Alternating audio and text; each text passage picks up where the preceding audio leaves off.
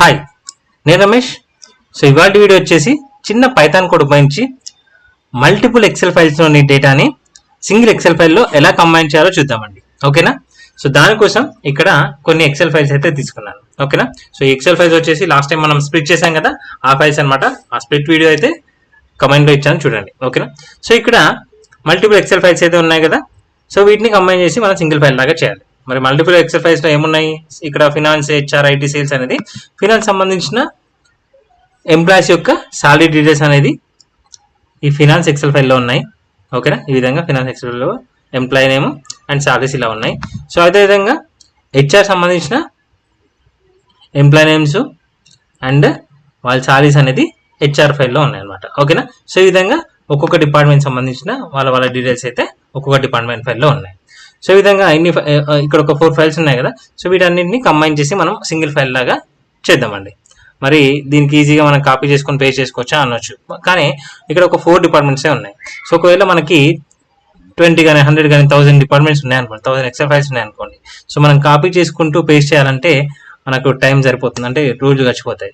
So అలా కాకుండా మనము చిన్న పైథాన్ కోడ్ ఉపయోగించి ఒక వితిన్ లెస్ దెన్ 1 minute మనం రన్ చేసి ఒక కంబైన్ ఫైల్ అయితే క్రియేట్ చేయొచ్చు. సో అదేలాగో చూద్దాం. సో ఇక్కడ పైథాన్ అయితే ఓపెన్ చేయండి.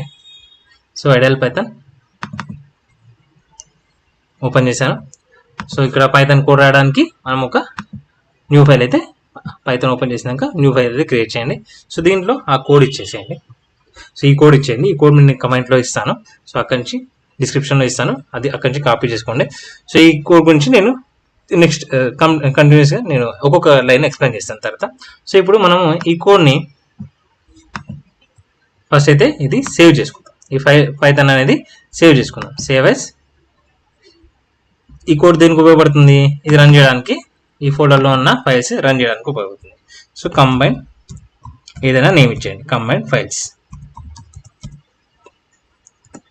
సో ఇచ్చేసిన తర్వాత దీన్ని రన్ చేయండి. ఈ విధంగా రన్ చేయండి. రన్ చేయగానే సో క్రియేట్ అయిపోయింది కదా, ఇక్కడ మనకి ఎర్రర్ ఏం రాకుండా so all files combined into some combined ఫైల్లోకి వచ్చేసాయని చెప్పేసి ఒక ఇచ్చేసింది కదా. సో ఇక్కడ ఒకసారి కంబైన్డ్ ఫైల్ అయితే క్రియేట్ అయింది కదా. సో దీన్ని చూద్దాం.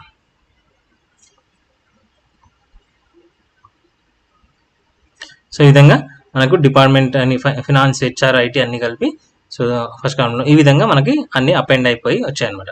సో ఇది ఎక్కడిక్కడి నుంచి వచ్చాయని కూడా మనకు సోర్స్ నేమ్ కూడా ఒక కాలం కూడా క్రియేట్ అయిపోయి, సో ఈ ఫినాన్స్ నుంచి